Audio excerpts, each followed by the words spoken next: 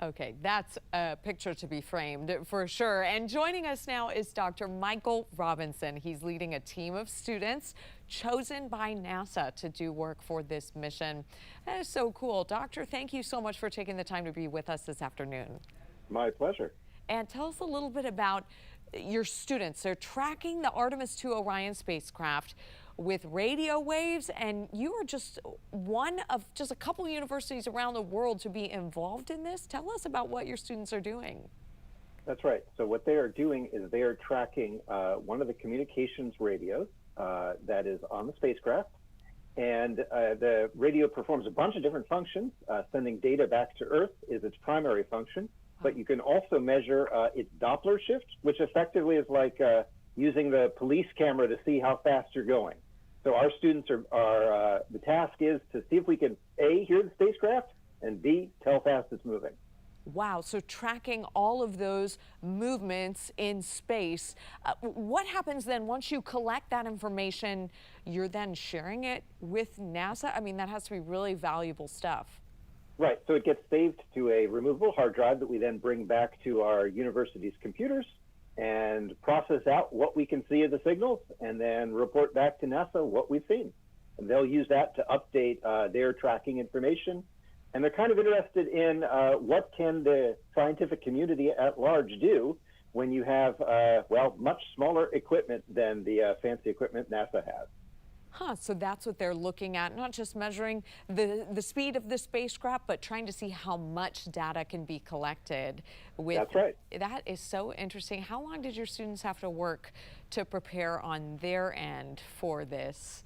Good question. So we have been preparing to do this for about early January when we got the notification that we were selected to participate.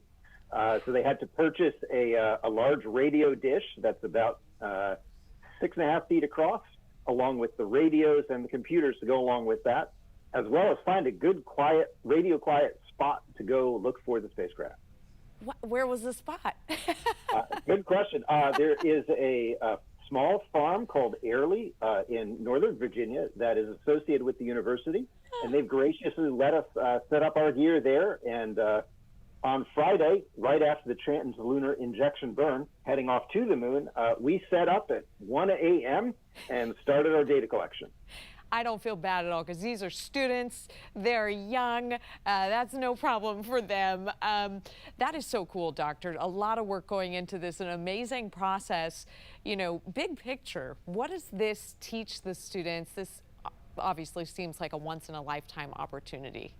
Absolutely. Great question. So we have been able to get harness some excitement. The students have gone from being very unaware of how all the radios work and how that sort of thing, space trajectories, exactly where are things in space, to now they're tracking spacecraft, not just the Artemis mission, but as a practice, we also tracked several other satellites, including the International Space Station. Wow, so this do you hope this opens doors for them? Obviously, future careers in STEM and space? Yeah, absolutely. No, this is the kind of excitement that we're seeing with this students I've not seen in the past 15 years of teaching. It's really exciting. Wow. You know, I was going to ask about that because I think all of us, obviously it has been decades since we sent humans to the moon. So this was really historic. We've all kind of been able to unite around this. I think we're also getting to see parts of this launch and some of the science behind it more intimately than we have previously with cell phones. And, even the astronauts, I think, have their phones with them. How do you hope this inspires future students? Well, this has been a great talking point to pitch the idea that a career in STEM is exciting, is worthwhile, and is just an amazing sort of opportunity. So it's been a great conversation piece, getting students excited, and then really focusing them to learn the technical skills they need to succeed in those kind of careers.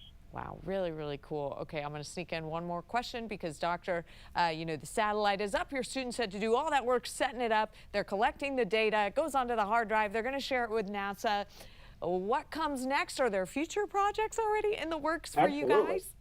Absolutely. That same hardware can be used to track actually a fleet of amateur satellites. You wouldn't think of this otherwise, but actually amateur people have commercial radio operators have flown satellites since the beginning of the space race and continue to do so now. And so my students can now be part of that whole process.